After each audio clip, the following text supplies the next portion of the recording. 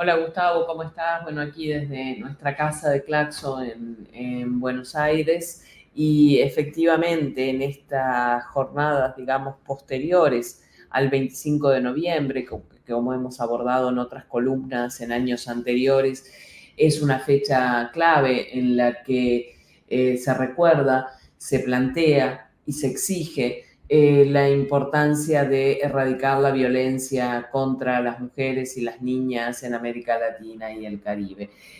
Bueno, a cuenta de las entrevistadas que vas a tener en el día de hoy, solo recordar que de acuerdo a los últimos datos del Observatorio de Igualdad de Género de América Latina y el Caribe, el Observatorio de la CEPAL, de la Comisión Económica para América Latina y el Caribe, en 2022 al menos 4.050 mujeres fueron víctimas de femicidio en 26 países de América Latina y el Caribe. Digo al menos porque, como también hemos conversado aquí, la medición de la violencia basada en género todavía es materia pendiente por las dificultades que tiene y por los distintos criterios que se utilizan en nuestra región. Por eso mismo, y así como lo afirma la CEPAL, no se puede establecer una tendencia con relación a las tasas de femicidio en la región, porque las variaciones entre un año y otro, entre los distintos países o aún comparativamente en cada uno de los países, son pequeñas y no reflejan dinámicas sostenidas, sea de incremento o sea de reducción. Lo que creo que es importante, más allá de esta discusión, si son más, son menos, si aumenta o disminuye, es volver a repetir la cifra. Son 4.050 mujeres que perdieron su vida a causa del femicidio, que como también hemos mencionado es la expresión más grave y más dramática de la violencia basada en género, pero no la única, ¿sí? En este sentido, bueno, plantear una vez más la preocupación por la incidencia de la violencia basada en género en nuestra región. Vemos aquí cómo la violencia feminicida se mantiene, a pesar de que hay avances en materia de normativa, de legislación, de políticas para prevenir la violencia basada en género y también una mayor conciencia pública sobre este tema, pero bueno, seguimos con 4.050 mujeres que pierden la vida a causa de la violencia basada en género. Si miramos los 19 países y territorios de América Latina y el Caribe que informaron el número de femicidios, encontramos, siempre para datos del 2022, que las tasas más altas se registraron en Honduras, con 6 por cada 100.000, en República, 100.000 mujeres, ¿verdad? República Dominicana, 2.9 cada 100.000, El Salvador y Uruguay con 1.6. Y las más bajas, es decir, menos de una víctima por cada 100.000 mujeres, se encontraron en Puerto Rico y en Perú con 0,9, en Colombia 0,8, Costa Rica 0,7, Nicaragua 0,5, Chile 0,4 y Cuba 0,3. Creo que esto nos resulta una vez más, digamos, un buen argumento, un indicador que nos permite volver a afirmar algo que no nos cansamos de repetir, y es que nuestra región tiene el deber de prevenir y de eliminar todas las formas de violencia contra las mujeres y las niñas, y que para eso se necesitan políticas públicas activas y sociedades civiles comprometidas con este tema. Por supuesto que este es un tema que en Claxo desde siempre venimos trabajando y que está incluido también en nuestras plataformas para el diálogo social. Que te escuchaba con mucha atención, Karina, mientras que estábamos viendo la imagen de las hermanas Mirabal, ¿no? Digo, que tengo entendido, el 25 de noviembre, el día de la eliminación de la violencia contra las mujeres, fue puesto en homenaje a las hermanas Mirabal, bueno, asesinadas en el marco de la dictadura de Trujillo, un 25 de noviembre, de ahí esta fecha en lógica de homenaje. Y bueno, bien vale ahí viendo esta imagen, esta pintura de las hermanas Mirabal asesinadas en el marco de esa dictadura, pero también como símbolo de la violencia contra las mujeres, ¿no? Absolutamente, y en otros años hemos tomado justamente la historia de las hermanas Mirabal, digamos, para hablar de este tema desde su componente histórico, pero también desde, bueno, su realidad actual. Hoy preferí traer las cifras, porque yo creo que las cifras nos llaman a la reflexión. Esas 4.050 mujeres que nos faltan a todos y a todas en nuestra región, creo que es, bueno, el indicador más potente que podemos presentar en una semana como esta, donde, bueno, ha transcurrido el 25 de noviembre, para llamarnos a todos, por supuesto, a la reflexión, pero sobre todo a la acción para erradicar la violencia basada en género contra mujeres y niñas en nuestra región. Karina, tengo entendido que también nos ibas a hablar sobre el panorama social de América Latina y el Caribe en su edición 2023 de CEPAL, que año tras año nos venís trayendo las novedades de este informe, que, bueno, es muy clarificador de en qué momento nos encontramos. Y entiendo que después de una pandemia, mirar qué pasó con las desigualdades, lo vuelve muy interesante para entender un poco dónde estamos parados en América Latina y el Caribe, ¿no? Exactamente, también en estos días se presentó, digamos, los resultados o los contenidos principales del panorama social de América Latina y el Caribe que elabora la CEPAL, la Comisión Económica para América Latina y el Caribe. Y creo que siempre es un buen momento para justamente hacer una pausa, leerlo y reflexionar a partir de las cifras que allí aparecen, que por supuesto las cifras y el análisis que allí aparecen en base a lo que los distintos, digamos, gobiernos de nuestra región informan en los indicadores sociales, en los indicadores económicos, productivos, etcétera. Y bueno, hacer una pequeña pausa para ver en qué estamos y sobre todo cómo seguir adelante. Además, traemos siempre aquí en estas columnas algunos resultados del panorama social, porque no nos olvidemos que tenemos una alianza estratégica con la CEPAL, Claxo y CEPAL, trabajando en América Latina y el Caribe en distintos temas, en materia de formación, de investigación. Entonces, creemos oportuno también comentar en esta columna este informe. Por supuesto, invitamos a todos y todas a leerlo completamente, ¿verdad? Está en la página de la CEPAL disponible.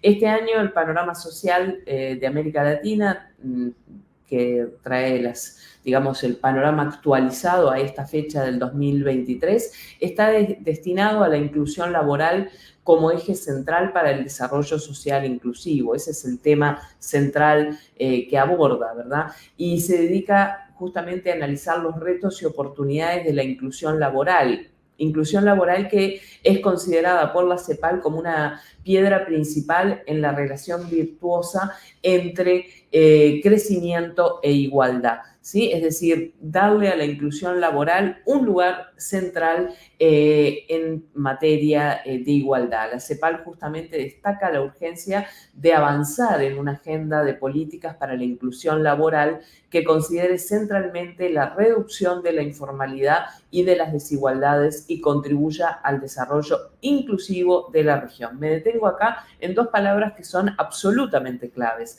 La de la informalidad, que hemos también abordado contigo, Gustavo, en distintas columnas, ese problema que tenemos en América Latina y el Caribe, donde grosso modo, digamos, prácticamente la mitad de la población se encuentra en condición de informalidad y por tanto sin ningún tipo de protección laboral y de protección social. y cómo ese elemento potencia, evidentemente, las desigualdades. Y el segundo término en el que me detengo es esta idea del desarrollo inclusivo, justamente el desarrollo con esa idea que también ha planteado Naciones Unidas de no dejar a nadie atrás, ¿verdad? En el marco de lo que son los ODS, los Objetivos de Desarrollo Sostenible. Inclusivo en ese sentido, y cómo la inclusión laboral es una condición para esa inclusión de todos y todas al desarrollo. Evidentemente aquí se plantean distintos datos, yo he seleccionado algunos para compartir hoy con ustedes. Por ejemplo, cómo a partir de lo que se puede llamar el fin de la pandemia, ¿verdad? Recordemos que aproximadamente en mayo del 2023 de este año, ¿sí? La OMS decretó el fin de la pandemia. Bueno, cómo a pesar de ese fin oficial de la pandemia del coronavirus, América Latina y el Caribe sigue enfrentando desafíos estructurales y una crisis social prolongada con consecuencias sobre la salud, sobre la educación, sobre la situación alimentaria, con una situación de inseguridad alimentaria, sobre cuestiones vinculadas al aumento o el incremento del costo de vida y con la profundización de la crisis de los cuidados y de las desigualdades de género. Básicamente, digamos, esa es un poco las dimensiones principales que se destacan en esta situación de pospandemia. Asimismo, se plantea que desde 2014 hasta hoy, o sea, aproximadamente 10 años, 9 más concretamente, se registran niveles de crecimiento muy bajos en nuestra región, siempre en números, en promedios o en grandes promedios, ¿verdad? De aproximadamente el 0,8%, menos de la mitad de lo que, digamos, se crecía en la que se llama o la que se denominó la década perdida de los 80, ¿verdad? Hoy estamos en la mitad del crecimiento de esa supuesta década perdida. Y que este crecimiento bajo en la región obviamente se entrelaza con las distintas dimensiones y con los distintos niveles de desigualdad. Recordemos que el crecimiento del producto en nuestra región en 2021 fue de 6,5%, en 2022 de 3,8% y en 2023 de 1,7%. Y se estima que el año próximo podría llegar a 1,5%. Ahí habría que hacerse una pregunta, y es por qué el 2021, ¿verdad? Tiene ese crecimiento del 6,5%, pero tendríamos que incorporar algunos elementos vinculados justamente a la situación de pandemia que hoy no los vamos a analizar. A pesar de estas tendencias negativas mencionadas, hay algunos indicadores un poquito más favorables, en particular una leve caída en la incidencia de la pobreza y la pobreza extrema en el año 2022, una reducción leve, ¿verdad?, en los niveles de pobreza en nuestra región, y también una reducción de la desigualdad medida por ingresos, medida por el índice Gini, para ser más concreta aún.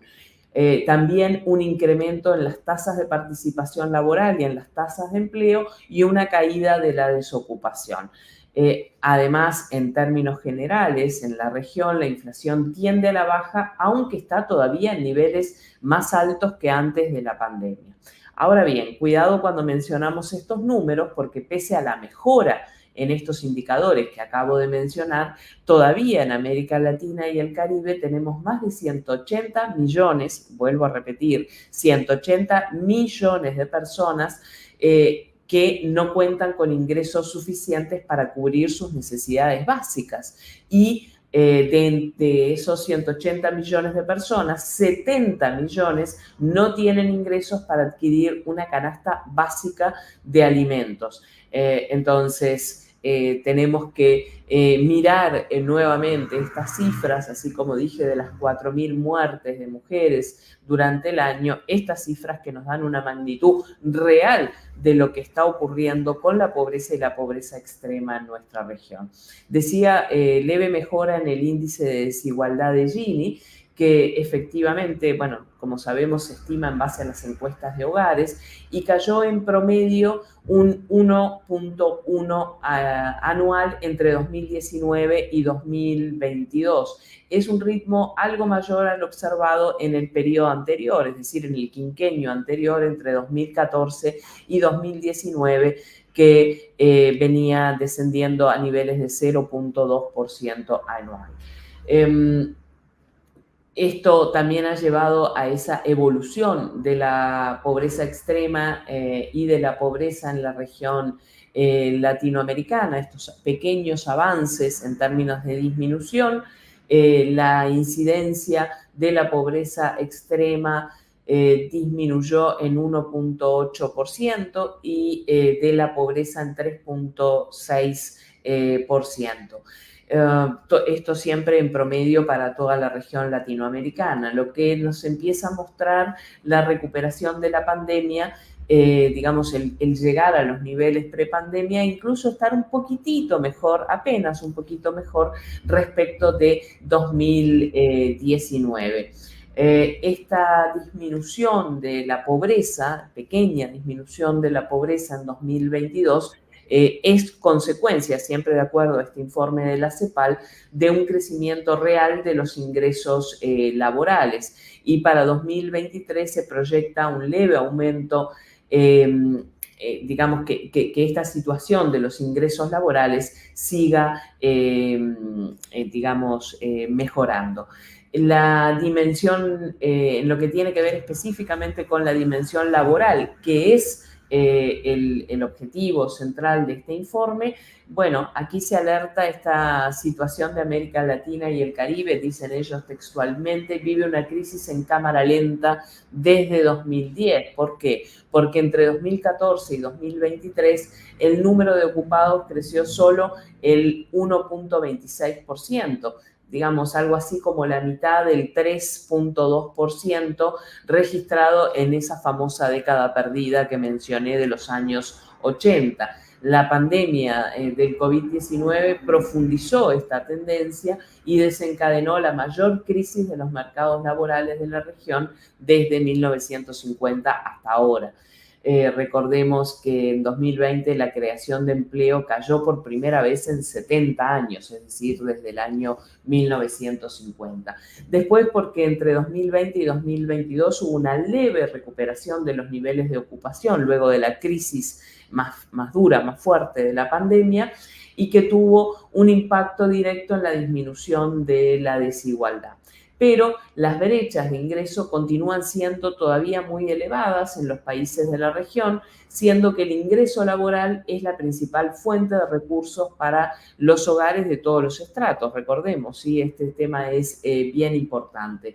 En los países de la región, con datos de 2022, el monto total del ingreso del trabajo remunerado captado por el decil más rico fue casi 3 veces más alto que el de los 4 deciles más pobres. Este es un indicador bien interesante para analizar esa desigualdad de ingresos que mencionábamos hace unos minutos.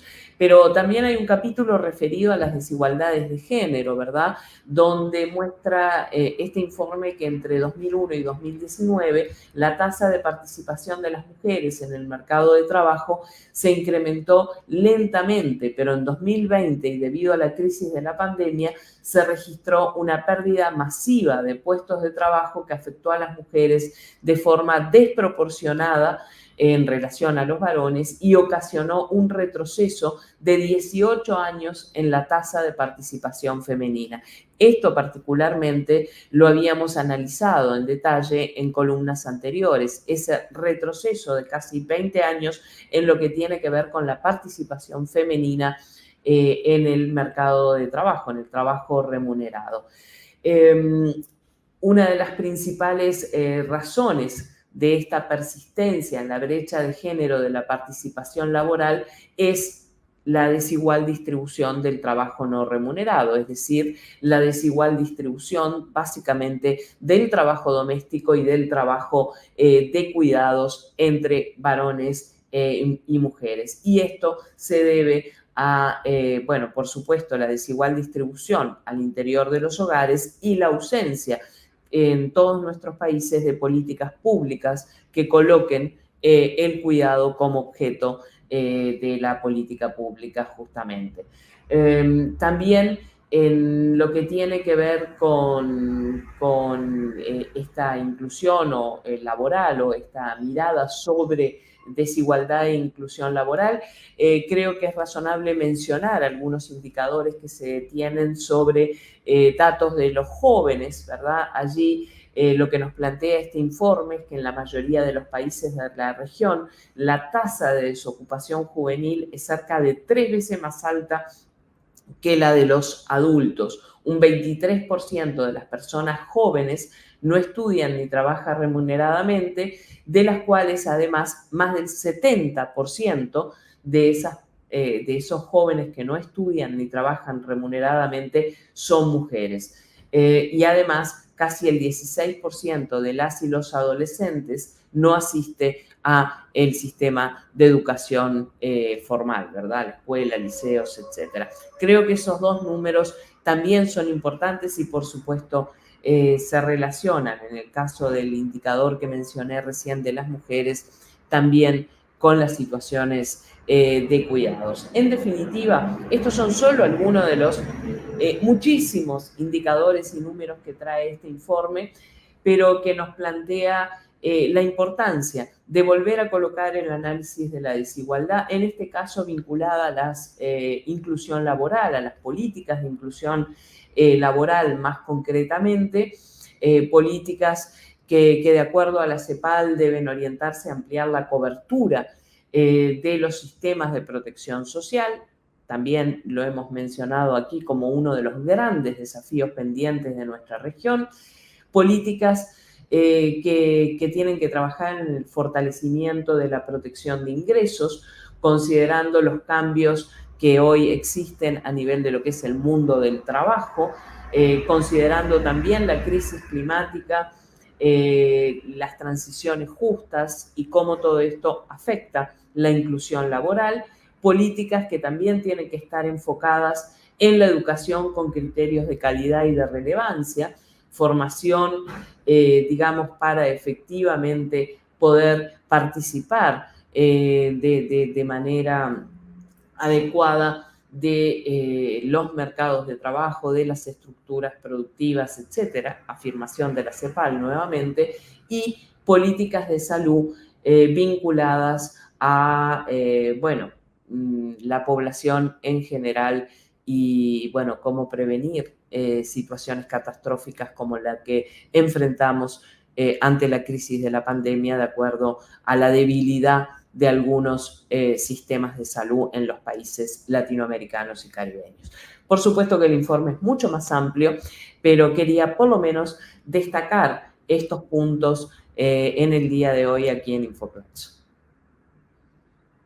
Clarísimo, Karina. Pensaba mientras que te escuchaba una cierta preocupación, que seguramente es la preocupación de muchos y de muchas, que estas fluctuaciones, que evidentemente siempre son buenas noticias, sobre todo en el marco de la baja de ciertas situaciones que generan profundas desigualdades, pero daría la sensación que sin medidas de base parecieran seguir estando y profundizándose más. Pienso, cuando las fluctuaciones son tan mínimas, parecen ser más por las condiciones generales y que se había llegado a una situación muy, muy grave por la pandemia, pero no parece realmente una articulación para evitar las lógicas más profundas de las desigualdades, ¿no?